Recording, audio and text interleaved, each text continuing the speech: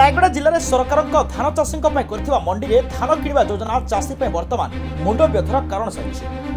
चाषी पाखे टोकन अच्छी जहाँकि मंडी में धान बिकवा प्रযোज्य किंतु मंडी में धान किणवाई उपर आदेश नथिबा दर्शाई चाषी निकटर धान किणु नहीं चाषी एवं धान को नहीं चिंतार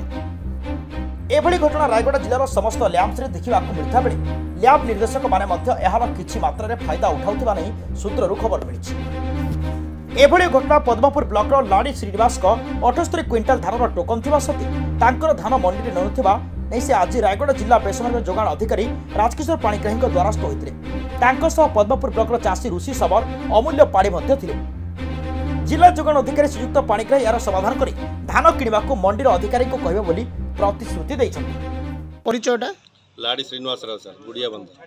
कौन होता आप सिविल सप्लाई ऑफिस को आसते कौन अभियोग कले मोर मोर धान अमल होता माने डिसेम्बर जनवरी फर्स्ट वीक रे